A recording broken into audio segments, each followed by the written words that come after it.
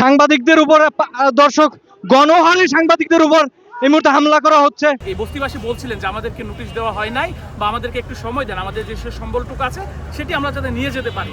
তখন বস্তিবাসীদের এই প্রতি উত্তরে তারা কোনো কিছু না বলেই এই যে অবৈধ স্থাপনাগুলো রয়েছে সেগুলো ভাঙচুর করছিল।